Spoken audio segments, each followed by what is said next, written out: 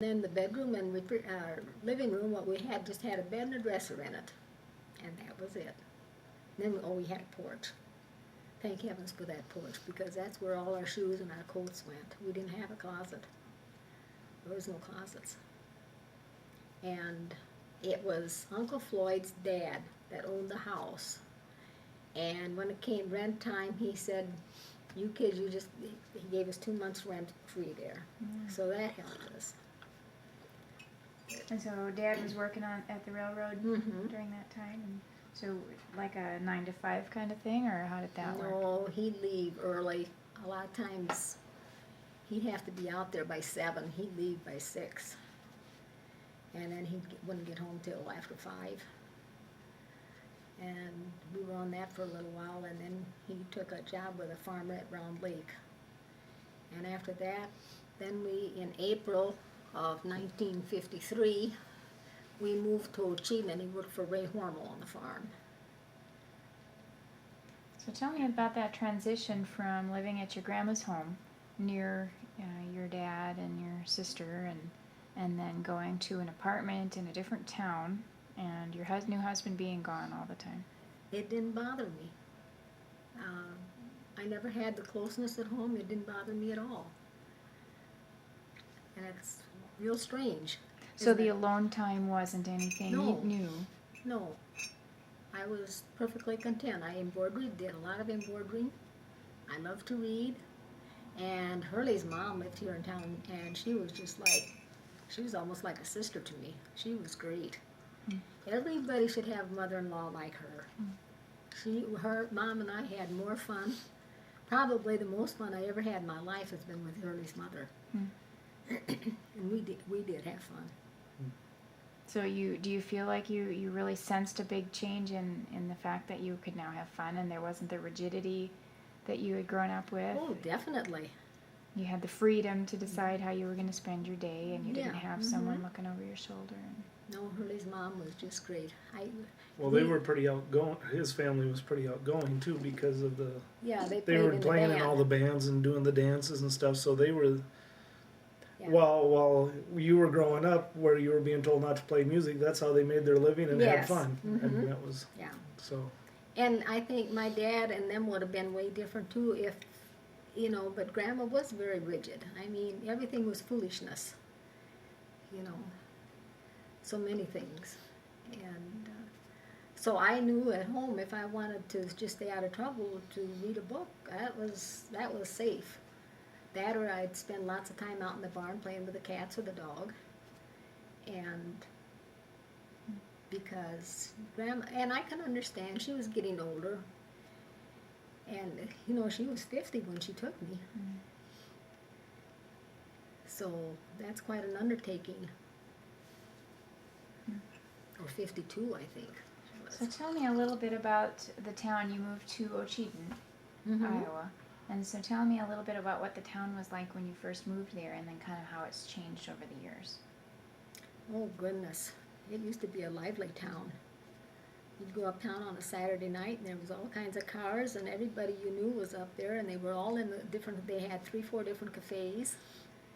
And a lot of the people that Hurley knew were young married people already, and they all just really welcomed me. Like Orma Jean, there was Harold and Orma Jean Wingate, and Lawrence and Eleanor Dirks, and a lot of them. Howard wasn't married yet, but then Howard and Joanne Reduns got married later on. But yeah, you just gathered up there at the cafe and sat, and the guys would have a beer, and we'd have hamburgers or whatever. And Wendell made the best hamburgers. Wendell made good hamburgers. You don't get them like that anymore. No, in fact, I was just thinking about him the other day. Were you? Actually, yeah, I was. Where was I eating a burger? I was eating a burger somewhere, and I just started thinking about Wendell's hamburgers. And he was this great big guy, and he always acted kind of crabby, but he really wasn't. I mean, that was his way of. And whenever I'd go up there with Dad, I'd always get one of those it was a little spring-loaded bug that you'd push down on, so you'd push this thing down, and then it'd sit there for a second, then it'd pop up and go flying.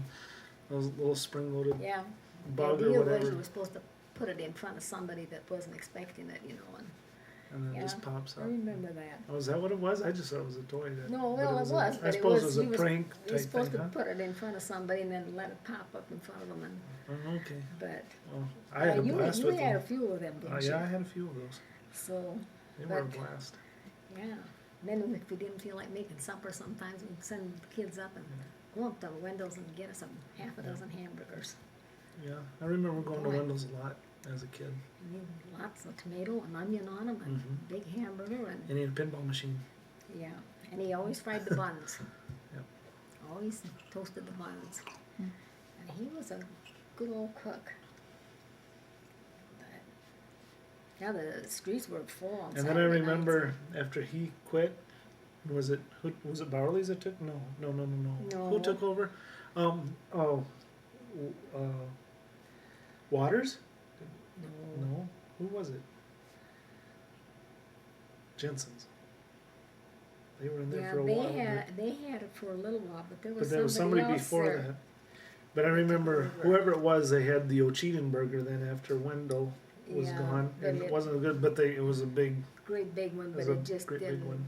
wasn't like Wendell. He had something special, I think he put in his. Yeah, he had good hamburgers. Everybody raved about his hamburgers. Yeah, and then there was the Corner Cafe, we had that, and my goodness, we had a dentist, we had a doctor. Doc Mhm. Isel. Yep, Dr. Isel. He was a good old doctor. Instead of telling you what the pills were, he'd say, we'll give you some of these little blue pills, or we'll give you some of these little green ones, and he was a good doctor. We were at my friend's one time, and Bonnie was like 10 months old. She was just walking good. And our friends had a basement apartment, or at the time they were going to build a house, and they had folding chairs. And Bonnie sat there, and she had her finger on one, and Cream came and sat down on the chair, and it cut her finger off. It was just hanging on. And we wrapped it in a wash rag, and we went up to Dr. Iselt, and he said, oh, he says, that'll be all right. He says, we won't even have to stitch it. And he put it on, and he taped it, wrapped the gauze around it, and taped it some more. And he says, now you leave that on for a week. He says, and then come back. And we did, and it turned out fine. She's got a little mark there where but he saved it. So, and Hurley went to him different times, and I used to have sinus so bad, and he cured that. So he was just a good old. So when I was country going doctor. into junior high, he was still practicing at that point yet. So going into junior high, so for going up for our physicals and everything, we'd walk into his office because he had to have physicals to go to the basketball or whatever. You'd walk in and he'd say, well, is there anything wrong with you? He'd say, nope. And he'd sign the paper. There you go. Didn't cost us a dime.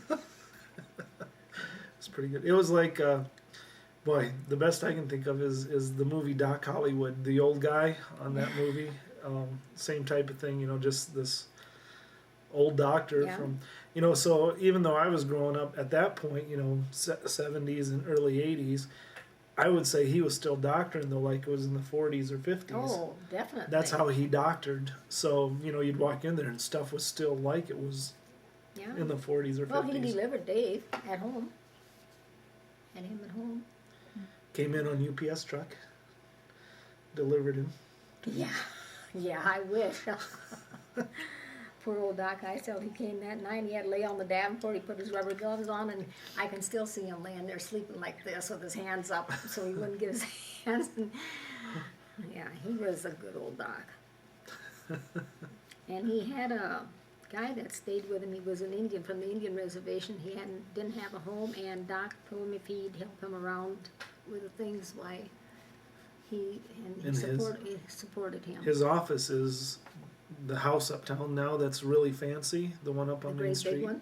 With the porch. The gorgeous, absolutely Yeah. gorgeous home. That was his. It didn't look that fancy then, but that was They had his 7 children, I office think. and home, right? I mean, he had the home and then the office in the front of the house. No, he was a good old doctor. His heart was in doctoring. You know, it isn't like nowadays that, well, office call is 7 minutes, 10 minutes at the most. He was there to help people. Yeah, he was there to help people. And he really was. I'm kind of jumping over to different questions, but tell me about a storm that you've been through that was pretty scary. Oh, I think the worst one was when Hurley was gone and I was home alone with the kids. I had 3 of them at the time. And we lived down in a little house there, and I had a little basement with a trap door. And I knew if something happened to my kids, it'd be my fault. And it stormed so, and it was raining, and the wind was blowing, and I was home alone with the 3 kids. And when I came down and I looked out the window, out the front window, my kids were all upstairs sleeping. And I saw a tornado out in the west.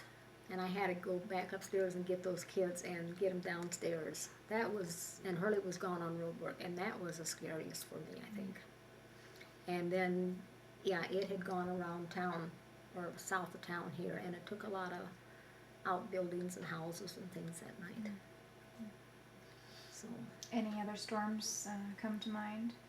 Snowstorms or floods? We had some good snowstorms. We had a car one time that was sitting in front of our house, and the next morning we got up and all we could see is just the top of it. That was when Donna was little. She was about 2 years old at that time. So that would have been in 1962, 63, in there someplace in that winter. And then Hurley had to go out with a dozer and clear railroad tracks. And he went out in the morning and he said, I'll let you know where I'm at somehow. And he didn't come home all night long, and I didn't know what happened to him. And here some of the guys were supposed to let me know. Morris Cron was supposed to let me know where he was at and that he wouldn't be coming home, and Morris never did. So that was a night that I didn't sleep all night. Worried sick. Was that the time when he was out taking the snow off the bridge with the dozer? Uh-huh. And couldn't see where he was going. He was driving by feel. And none of the other guys would do it? No, none of the other guys would do it. And he was out there, and I think he plowed from Ocheyedan to Little Rock or someplace. And then he had to go until he could get turned around and come back. And no, I was beside myself that night. I had no idea where he was at. And the lines were down, you couldn't call. So, our road work had a lot of nasty things that went with it. That was one of them. Besides that, we spent lots of Thanksgivings by ourselves because he was working and couldn't come home. So.